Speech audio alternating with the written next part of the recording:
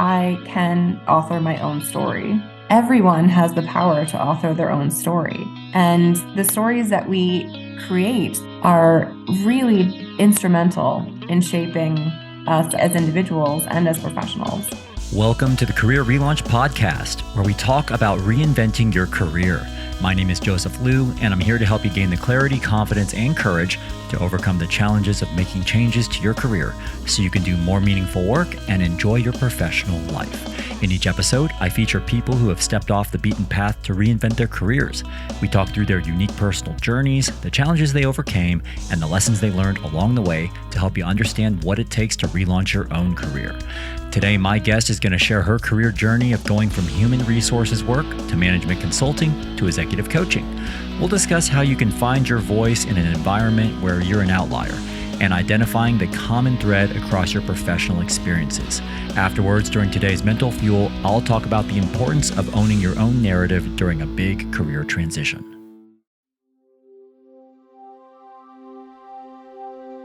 Hello from Salzburg, Austria. I'm back here to host a personal branding workshop for Red Bull. And speaking of personal branding, on today's episode, we're going to discuss the idea of controlling your own professional narrative, which is especially important when you're changing career paths because others may initially dismiss you just because you don't fit the usual mold of candidates they're used to seeing. Proactively taking control of your own narrative helps you ensure that your unique value and aspirations come through clearly and convincingly. Today, I'm speaking with Maura Lightfoot, who knows a lot about this topic, both professionally and personally. Consistent throughout Maura's career has been her drive to empower others in their work, from human resources in the Middle East to financial services management consulting in London to nonprofit organizational culture in Washington, D.C. Maura's experience equips her with a unique perspective that's both grounded and global. Now an executive leadership coach, Maura works with clients around the world, including North America, Europe, Africa, and the Middle East, and has herself lived and worked in multiple countries. Maura and I first crossed paths several years ago at the Cambridge Judge Business School when she was doing her MBA there, and I was doing some elevator pitch coaching there. She was one of the handful of students who stood out to me at the time because she really put in the work to craft a clear, compelling professional narrative for herself. A few weeks ago, I saw one of her LinkedIn posts about her most recent career move. We reconnected, and now I'm really excited to have her share her story on the show today. You can get all the show notes from today's conversation at careerrelaunch.net/94. Maura spoke with me from Bethesda, Maryland. Hello, Maura. Welcome to the Career Relaunch podcast. It is great to have you on the show. Thank you so much for having me, Joseph. It's wonderful to be here. I'm so delighted to reconnect in this way and really looking forward to the conversation. Well, let's get started by, first of all, getting a glimpse into what's happening for you at this particular moment. What are you focused on right now in your career and also your life?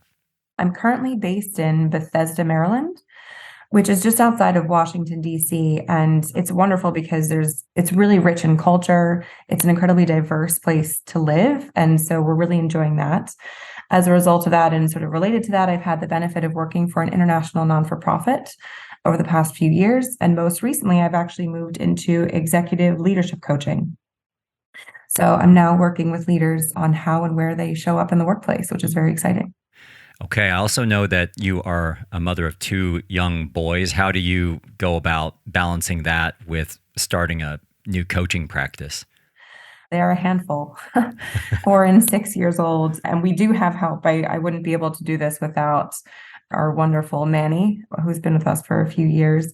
And one of the benefits of coaching for me, and the reason I made the transition, is to actually spend more time with them. Being able to spend time with them in the afternoons and have special time together has actually made a big difference, even just in the last few months in our relationship, which has been great. Yeah, I'm also, as you know, a career consultant, and I know that since moving into working for myself, it has definitely been helpful as a parent. Like I wouldn't have it any other way, and it definitely offers you some flexibility that you wouldn't necessarily get if you were in a traditional full-time corporate role, as I know you and I have both been in the past. Yeah, you haven't always been an executive coach, and I do want to come back to that toward the end to explore your journey into coaching. But could we just go back and talk a little bit about some of the major transitions that you've had in your life? And we're going to cover some major geographical transitions, some functional and role changes that you've experienced. But I'd love to just go back in time and talk about really the beginning part of your career. And as I understand it, you did your undergraduate studies at the University of Pennsylvania. What were you studying at the time, and what were your initial career plans? So I was at Penn. I was an anthropology major, African studies minor, and I pursued that because I really loved people. I mean, to put it very simply, I loved connecting with people and understanding more about their systems and the dynamics in between them, intra and inter system connections and dynamics. And so I was able to pursue that in my studies. I did know at the time that I didn't want to be an anthropologist, sort of an academic professionally. So that opened the door to, well, what's next? I had this incredible study abroad experience as part of my African studies minor, where I was able to spend almost 4 months in South Africa in an immersion program. And we had 4 homestays. We learned Xhosa through an intensive language study. And I found myself in environments that were completely foreign to me and absolutely loved it. So I wasn't sure exactly what I wanted to do after undergrad, but I knew I wanted to sort of replicate that experience in some way. Now, you posted on LinkedIn last month, which reminded me of you and the work that you're doing, that you said that one of your top priorities when you were graduating from Penn was to get a job overseas. Why was that so important to you? It really all started with that experience studying abroad. And I can't sort of thank the people that were involved in that enough. But I grew up in South Jersey. I went to school 20 minutes from home, and, very supportive family and really wonderful environments. And I wanted to experience a diverse setting and an environment that was different from that in which I grew up. And so I was able to do that in my undergrad studies, wanted to do that again when I graduated. And so I applied for programs and jobs that were in really kind of remote places you wouldn't think of necessarily. Could you give a sampling into a few of the places you were thinking about going to?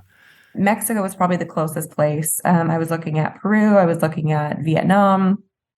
My 2 job offers, actually, I only had 2 in the end, and they came down to teaching in Ulaanbaatar, Mongolia, and becoming an HR recruiter in Doha, Qatar.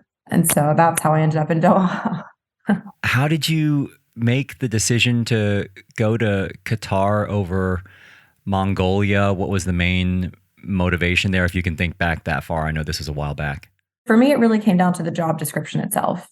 It really came down to the role that I was doing. And I was looking not just for what that was going to be in the moment, but something that would actually put me in a position that I could sort of leverage that into something, at a later time that was more along a trajectory that I was interested in pursuing professionally. So it was teaching English in Ulaanbaatar, very exciting, huge geographic area. I mean, there's so much to do in Mongolia. Doha, Qatar itself, I should say, is much smaller. I was moving at the time into an HR role, which I think for myself and my interests gave me kind of a bigger platform, that I could then use to springboard into something else in the future.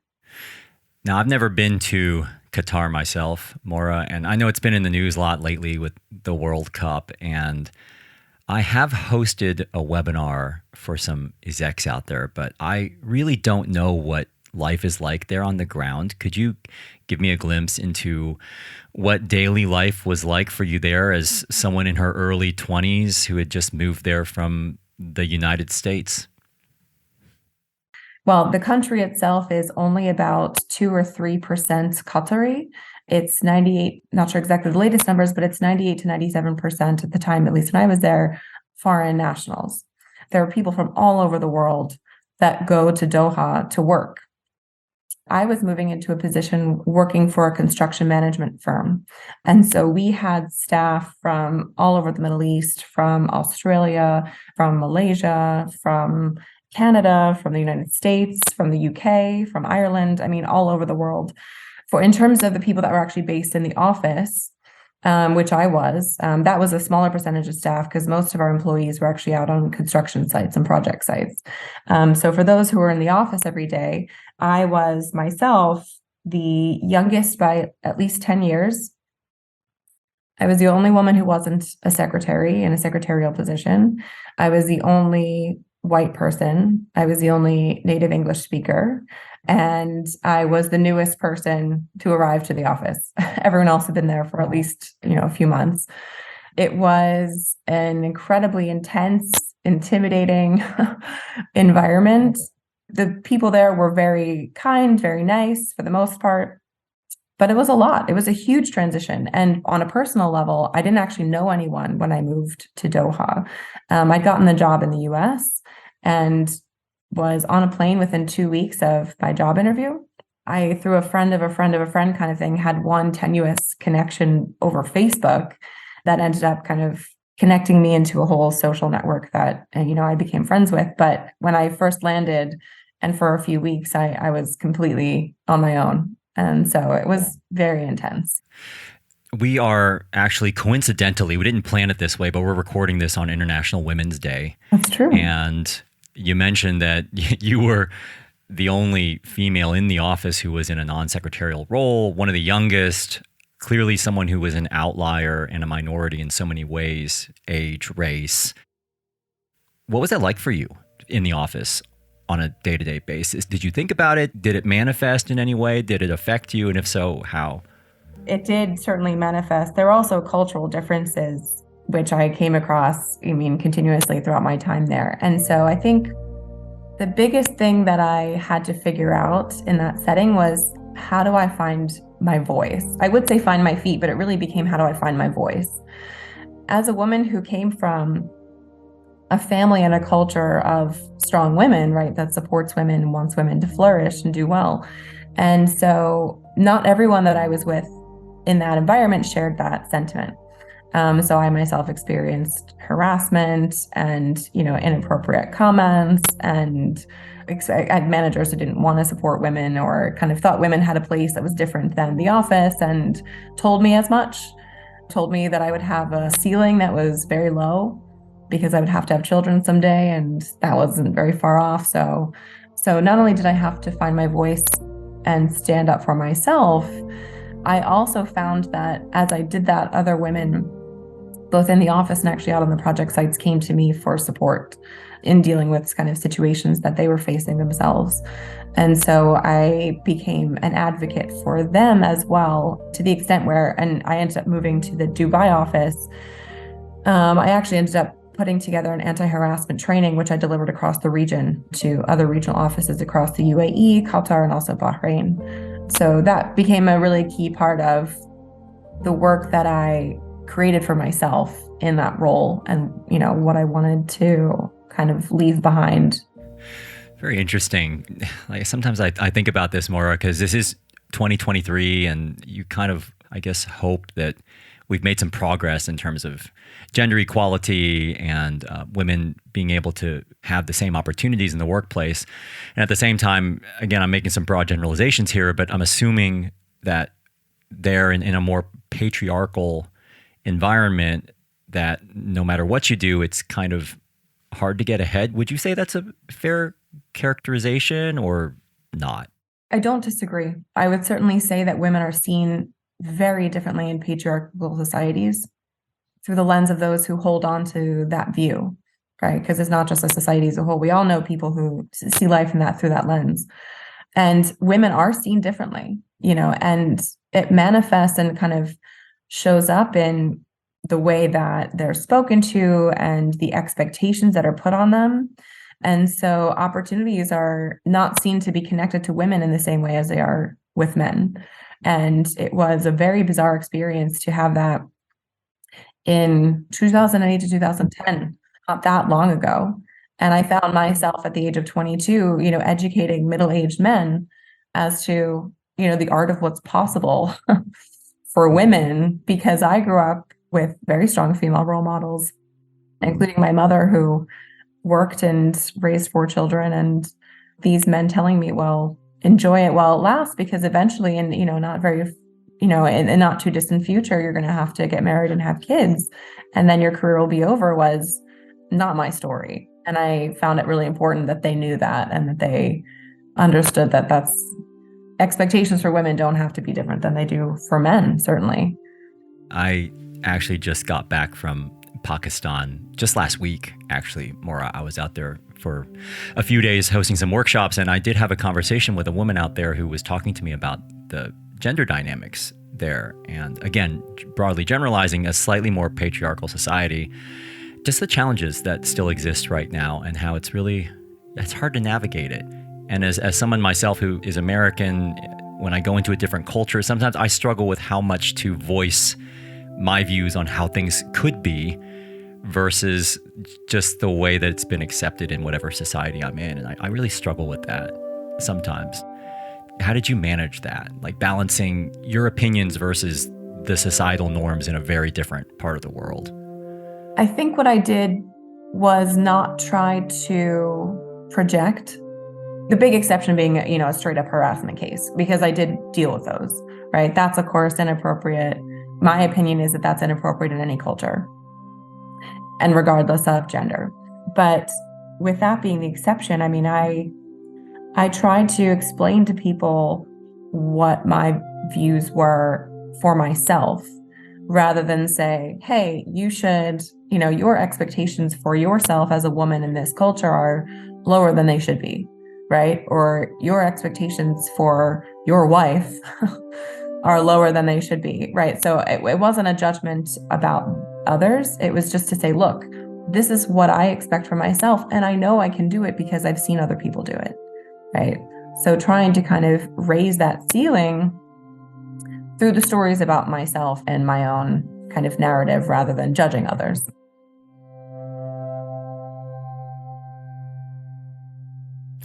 Well, I'm going to shift gears here a little bit, and I want to talk about your transition. I know this is just one of the many that we're going to cover today. So you're working in this firm in Qatar, and you're working in HR. What triggered you to move to London after that? Can you remember what your motivation was in making that move? I can. Yeah, and I'm married to him now. Okay. That is often the reason why people make international moves. That was very professional and sort of personal, driven by me. I ended up, as I said, I didn't know anyone when I got there. I ended up meeting this great group of people, one of whom I started dating, and he actually got into a master's program in London and said, do you want to come with me?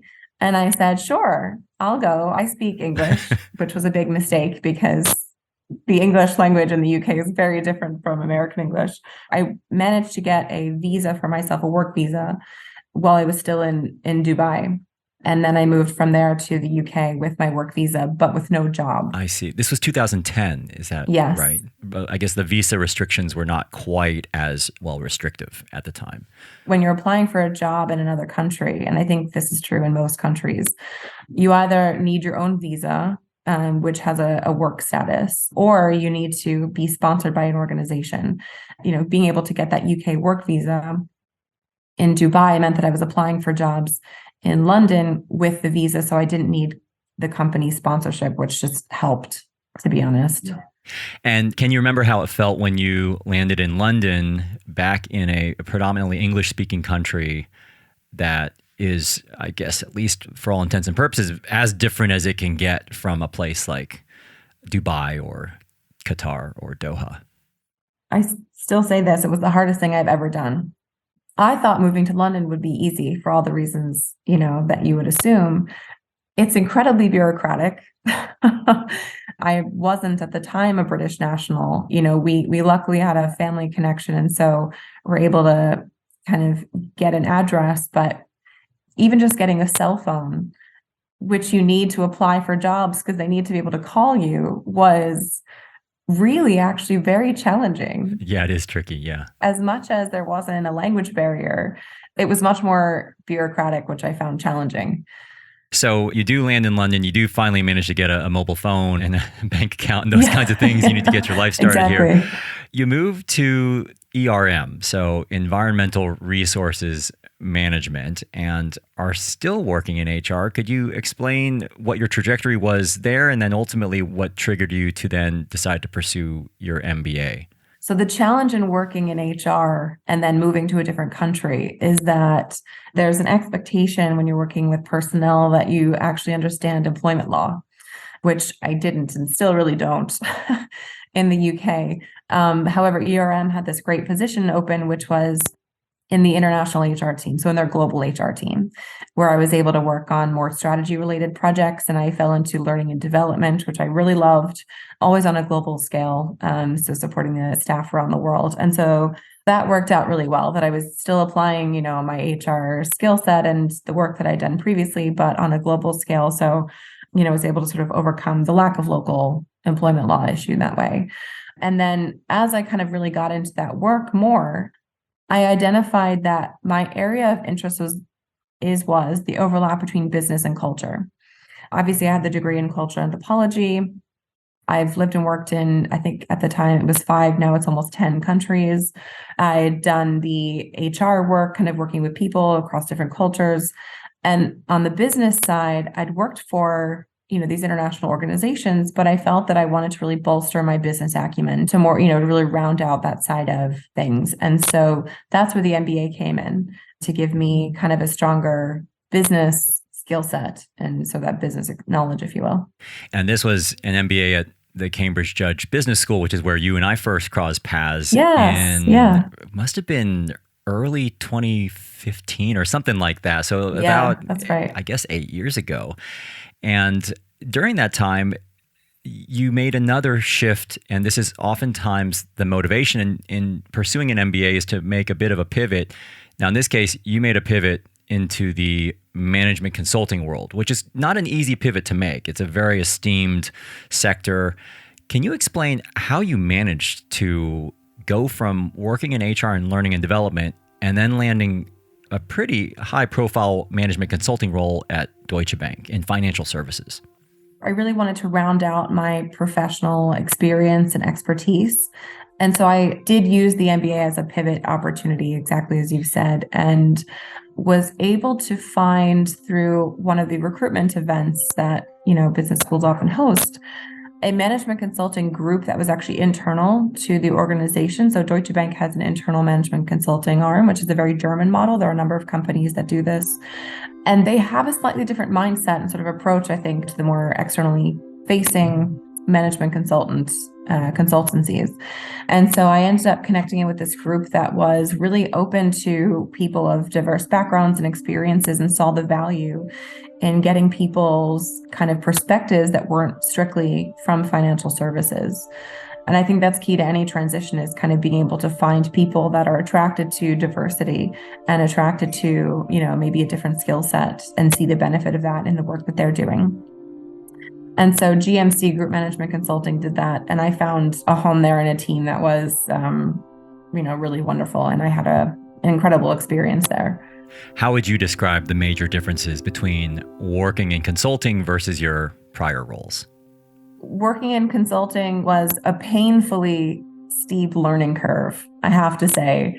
I moved from talking with people around the world and developing training that I delivered over webinars to staff across different countries, to sitting in an office for 10 hours a day with no windows, in front of a laptop, crunching client data, using, Excel skills that were way beyond my capabilities at the time, and was completely thrown in the deep end. Very high pressure, very high profile, hyper intense, and, just completely different, with a life that revolved around Excel and PowerPoint, more than kind of the people connection, which I was so used to in the past. Part of my job in the Gulf was driving around to the different construction sites, or even, flying out to different offices in different countries and meeting with people and hearing about their issues. And, my first 10 months at Deutsche Bank, I was sitting, as I said, in a windowless room in front of Excel with 4 other consultants. And that's kind of where we were, which is a very, when you think of consulting, that's often what you think of. And not all of my projects were like that, but it was a complete 180. So I'm going to read between the lines here a little bit, and correct me if I'm wrong, but it sounds like you were perhaps more in your natural element in the HR world, perhaps because it was your first set of roles, and perhaps because you'd always had an interest in the human side of things. And then you go into this role, which is very different, as you mentioned, focused around PowerPoint and Excel. How do you reconcile this situation where sometimes you're in a role where clearly you're learning a lot, but maybe you don't feel like it is quite you? How did you think about how long to continue doing that? And because sometimes what happens is people go into these roles and they do it because they want to learn something or they want to quote unquote do their time, especially in consulting. How did you think about how long to stay in that world? Or was that even part of your thought process at the time? It absolutely was. Part of my frustration with HR was, people see it as really soft, right? Or sort of out of touch with, the operations or the business side of things, which is why I really wanted to kind of connect in that business and culture, those two pieces together. And therefore I needed more of that business side. And I sort of jumped in the deep end in that sense and kind of went to a place that was much, much more focused on the business than the people, at least in so many ways. And I anticipated that. And so I went into it thinking this is not forever. And on those really long, really painful days, I thought this isn't forever, right? And I sort of thought, I don't know, 3 years seems to be this kind of magic number that I hold in my head when I make transitions. If I could do this for 3 years, that's fine. And sometimes it's 2 and sometimes it's 5.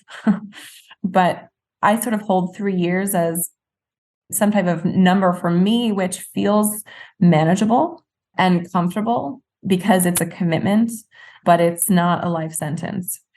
And so I think whatever that number is for others, even if, again, it doesn't work out that way, right? But just to kind of go into something thinking, okay, well, what am I comfortable with? What can I commit to? So that I'm fully present in what I'm doing and able to really kind of make the most of this time, but I'm not also overwhelmed by, oh my gosh, I'm stuck here.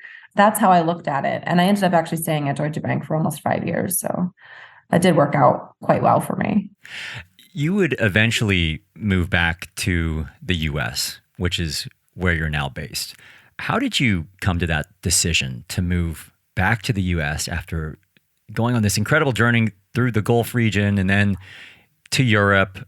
What triggered you to make that move? While I was at Deutsche Bank, actually, we'd had 2 children, or 2 boys, and had outgrown our flat in London and needed to make a decision of, okay, we need to move out. Do we move out to a bigger place in the UK, or do we move to the US? For family reasons, for personal reasons, we decided to move to the US. And I struggle sometimes to say, is it back to the US or just to the US? Because our professional lives, my entire professional life at that point had been overseas. So we made the decision to come back here, as I said, just outside of Washington, D.C., which is a very international place, which is, gives me a lot of solace and joy. And, we have neighbors and friends from all over the world and also have a lot of global experience, which kind of eased that transition a bit. I've always wondered about what it's like to go. I know you said you'd never worked in the US, so it was moving to the US. At the same time, you'd spent your whole childhood and college years in the United States. What's it been like for you to, because this was in 2020, right? So you're coming up to, I guess, 3 years back in the US. Is that correct? Yeah, we moved in late 2019. It was actually 6 months before COVID lockdown, which is a weird time to transition to a new place. I'll bet. I found that people assumed that we were from here. I mean, we are from here. Like I'm from, New Jersey. But, people ask you, where are you from? And you say New Jersey, and they say, okay. And then they've kind of fill in the blanks and assume that that's been your life. And they don't understand. They don't know that actually I identify as from New Jersey and so much more than that. It was really confusing coming back here and talking with my sister about Roth IRAs and things like that, that my younger sister had more experience with this than I did, getting really frustrated with utilities and things. And my neighbor saying, well, what do you mean you don't understand how it works here? And there being sort of assumptions that because I sound like I do and I look like I do, that I understood how things work here and I had that lived experience, but actually I didn't necessarily have that lived experience of working professionally in the United States. So That's been a very odd transition. And it's very easy for us to compare life here to life elsewhere, primarily in the UK. The DC area is a great place to be, and we're enjoying that as well. So it's wonderful to be closer to family. That's been really wonderful. So you go back to the United States and then you shift into what I'm going to describe, I'm going to put a label on this, but into more of the mission-driven world. And oftentimes when I speak with people who have spent time working in the for-profit corporate world, as you had up until this point, I know that people can sometimes be drawn to more mission-driven organizations. I'm curious what your motivation was in shifting into a more mission-driven world. And then we can talk a little bit about the realities of that world. While I was at Deutsche Bank, there were a number of corruptions and scandals that were uncovered in the press. And as I said, the management consulting group that I was part of was wonderful. The organization as a whole was not a place that I was always proud to say I worked, when people asked. And so that's when I was then leaving. I wanted to find a place and land somewhere where I was really proud to say that I worked there. And the DC area has a lot of international organizations, international not-for-profits. And so I had the benefit of looking around and saying, okay, well, what are the organizations that I would be really proud to work for? And so, as you say, that mission-driven component was very much important to me and a key part of what I was looking for in that next step. And what were your perceptions of working in the more mission-driven world? And then what was the reality that you experienced? I thought it would be everyone sort of gung-ho, supporting a cause that we all believed in. And I ended up at the International Baccalaureate. So, the global component of my work up to that point was still part of the work that I was doing as the head of global employee experience. And I loved the work, and it very much was gung-ho. We're all supporting this cause, creating education to make a more peaceful world. And what a mission. And the people there truly are passionate about it. And so that was a wonderful place to be. There's a flip side to it. People that are so passionate and so mission driven expect a lot of themselves. And so one thing that I learned is that there's actually a lot of burnout that happens in mission driven organizations. Not that there isn't elsewhere, but certainly more than I expected. I thought, well, I'll be leaving behind these crazy hours at Deutsche Bank. And that wasn't the case. I found in the mission-driven non-for-profit world, people are very much working their tails off, and really some people are really burning out, in part because they are so passionate. I was not expecting that. The last thing I was hoping to discuss with you before we wrap up by talking about your recent shift into the corporate world are some of the lessons you've learned along the way of your interesting career journey. And something you said in your LinkedIn post was that our greatest learning often happens outside our comfort zone, where we're forced to grapple with the uncomfortable, the challenging, and the uncertain. What's something that you learned by working in those environments where you were a complete outlier? I would say the key thing is being really aware of yourself, who you are, what you need, and being able to advocate for yourself is critical. And so that's where I think I've been able to harness kind of this, I became, I think, really grounded in who I was out of necessity. And so that's made a huge difference then in being able to kind of make other pivots, because I know where I'm centered from, right? I know where I'm sort of moving from at my core.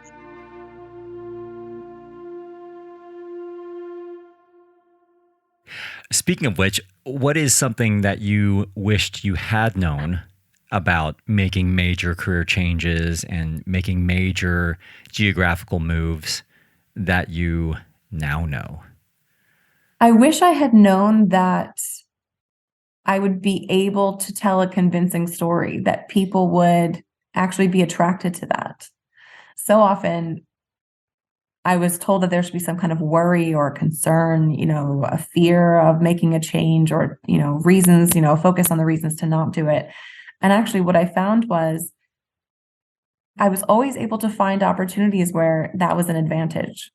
And so I wish that I had known that that was going to be the case, right? To not kind of move from a place of worry, but actually to move from a place of opportunity.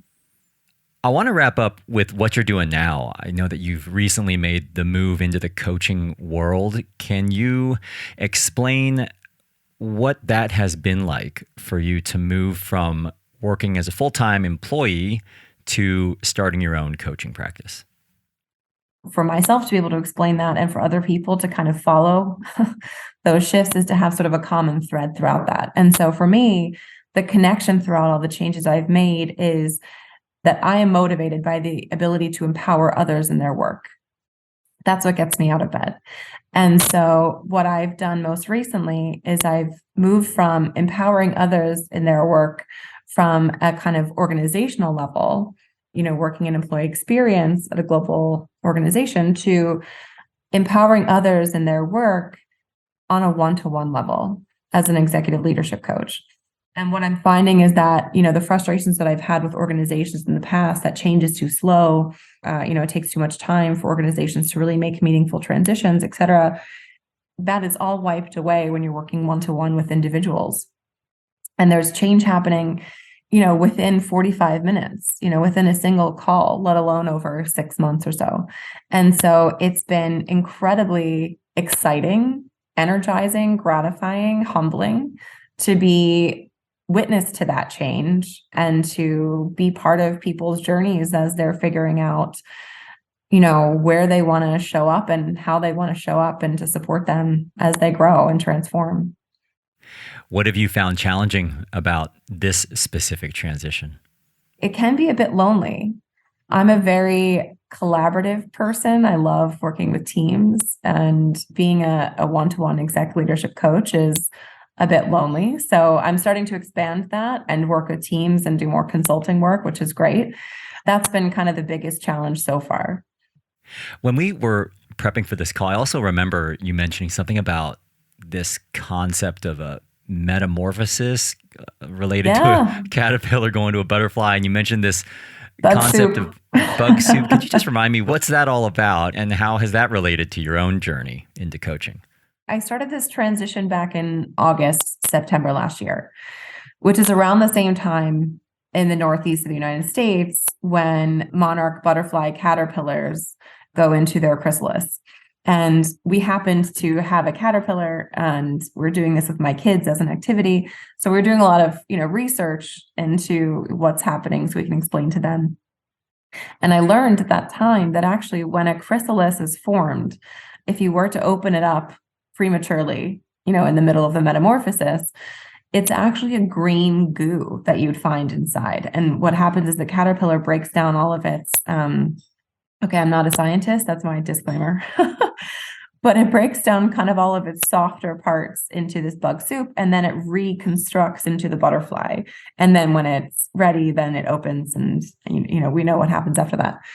And so I was really struck as I was going through this process of establishing my own coaching practice by, also learning about this concept of bug soup. And I thought, well, that's what's happening to me. I'm in the middle of this bug soup where I sort of feel like I don't know what I'm doing, and I'm stepping out on my own, and I'm moving from the comfort and security of a paycheck and an organization and a team to being completely on my own and building a business. And I'm bug soup. And I think the lesson there for me is that, kind of acknowledging that it was, as I had an MBA professor say, the messy middle, that's okay. That's part of the process. And sort of trusting that I'll come out on the other side, in some form or another, hopefully a good one that can fly. But yeah, that was actually really comforting for me at the time to kind of know that, even animals go through, or bugs go through this, and I wasn't so different in that sense. Speaking of this metamorphosis, final question for you, Maura. What's something you've learned about yourself as you've made this shift from the corporate world into starting your own independent executive coaching practice? A key lesson for me has been and continues to be that I can and do every day author my own story. And it's something that, I talk with my coaching clients about, and in terms of what's your story and the power of stories. So often, we tell ourselves, certain things. We tell ourselves stories. There's a narrative in our heads. And that is so powerful in terms of shaping who we are and how we show up. And we're talking about career transitions. Everyone has the power to author their own story. So I talk to my coaching clients about this, the power of stories that we tell ourselves, the narratives in our heads. We all have it. And the stories that we create, that we narrate, both looking back in terms of what we want to glean from where we've come from, and also looking forward in terms of where we want to go and how we're going to get there, are really instrumental in shaping us as personal, as individuals and as professionals. And I think there are kind of three key things in terms of making those transitions successful. The self-awareness and reflection to actually consider, what are your skills? What are the gaps? What do you desire, right? And what's the rationale for that? There's a need to understand what others need, whether it's an individual or a system, right? How can you fit into their needs? How can you kind of bring, as I sort of mentioned as an example, the human side to the consulting work, right? And how is that going to benefit that organization, as an example? And then the third is to be able to tell a convincing and authentic story. And if you can do those three things, that's it. That's the magic. And everyone can do that. I truly believe it. Everyone has the ability to do this. Well, if people are interested in learning more about what you do, or if they need some help with figuring out the human side of their own career story and crafting their own narrative, where can people go to learn more about you or the coaching work that you do? On LinkedIn, I'm Maura Lightfoot, and my organization is MCL Coaching and Consulting. Anyone can find me on LinkedIn or at mclcoaching.org. Thank you so much, Maura, for reconnecting. It's nice to speak with you again after all these years and telling us more about your life in the Gulf, your various intercontinental moves, how you've overcome the challenges along the way, and also some of your own reflections as you have continued to evolve your own career. So best of luck with your executive coaching endeavors, authoring this chapter of your own career story, and also empowering others to do the same in their professional lives. Thanks for coming on to the show. Thank you so much, Joseph. It's been my pleasure. I appreciate it. So I hope you enjoyed hearing Maura's perspectives on what it's like to be an outlier in your workplace, how long to remain in a job that doesn't feel like a good fit, and why it's so important to advocate for yourself. Now it's time to wrap up with today's Mental Fuel, where I'm going to talk about finding the common thread across all the work you do.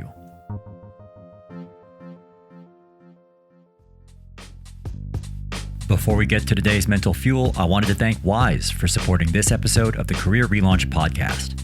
Wise is the world's most international bank account. It lets you hold and convert multiple currencies all in one place, offering a smarter, easier way to move money internationally without the typical bank fees or foreign exchange commissions. I've used it for years myself to handle many of my own international transactions. Try Wise for free at careerrelaunch.net/wise. This is the part of the show called Mental Fuel, where I finish the show with a brief personal story related to one of the topics we covered today and wrap up with a simple challenge to help you move forward with your own career goals. So for today's Mental Fuel, I want to pick up on something Maura mentioned about authoring your own story, about the importance of finding the common thread across the various aspects of your work and life by looking inward at your own skills and aspirations, looking outward at what others need, then communicating both in a convincing way. And this got me thinking about my own struggles to connect the dots for both myself and others during my professional pivots, and also those times in my career, like now, when I've done a lot of seemingly unrelated things. I remember being in business school many years ago myself as someone coming out of a health policy consulting firm at the time, wanting to get into branding. Surrounded by other classmates who'd already had years of marketing experience and trying to convince these consumer packaged goods hiring managers to consider me. Or later coming to the UK, trying to persuade companies here that I could effectively market products for them in the UK, even though I'd always worked in the US. Or even now, as someone who's a speaker, career consultant, writer, podcast host, and business owner, what to even call myself when someone asks me what I do. In each of these cases, I felt like the person who was actually the most confused, critical, and even defensive about my own career history was me. At times, I've felt like my past experiences were liabilities. I've felt tempted to almost explain away those experiences that just seemed unrelated, or I felt like my objective in an interview was to just convince someone else to hire me in spite of my former roles that seemed irrelevant to my target role. If you're someone like me who's followed an unconventional career path, or if you're someone who has more of a portfolio career where you've got a lot of disparate professional interests you're pursuing, make no mistake that connecting the dots is going to be harder than if you simply followed a linear, more conventional career path. Creating a clear narrative can actually become even harder as you accumulate more experiences because inevitably you might meander a bit along the way. You might have a job that's an outlier role that doesn't really relate to your other jobs. Or you might have a job that abruptly ended either because you decided it wasn't a good fit or because you were swept up in some broader cost-cutting reorganization. Over time, what I've come to realize is that you can't change your professional history. You can't just rewrite what you've done. So you basically have two options. You can either try to explain away your past experiences, or you can lean into them, embrace them, and create a narrative around why someone would want to consider you not in spite of, but because of your unconventional background.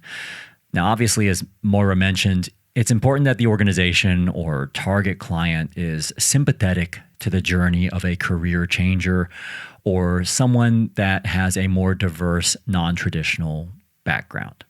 But assuming that's a possibility, the onus is then on you to look back on your career history, decide which experiences you want to selectively highlight to create the narrative you want, then ideally identify some sort of a unifying common thread across all those experiences to bring them together. In my former branding days, we referred to this concept as a mega brand or umbrella brand that spans across all these seemingly disparate sub-brands a company may have. For example, if you look at the company Inditex, which you may have never heard of necessarily, it has very well-known brands like Zara, Pull & Bear, Bershka, and Massimo Dutti. But the company describes one unified purpose around serving the lifestyle needs of global modern consumers. Or if you take another example and look at a company like Tapestry that owns Coach, Kate Spade, and Stuart Weitzman, they describe their mission around stretching what's possible. So these mission statements help to unify a company around a common vision. But that also helps others make sense of what the company is all about. So bringing this back to one's own work, when it comes to mission, Maura mentioned she's motivated by the ability to empower others in their work, both organizations and individuals. For me, I'm focused on helping to hopefully inspire people to pursue more meaningful work. How would you describe the collective focus or mission of your own professional journey? What would be the single headline you would use to describe the entire range of your own work experiences?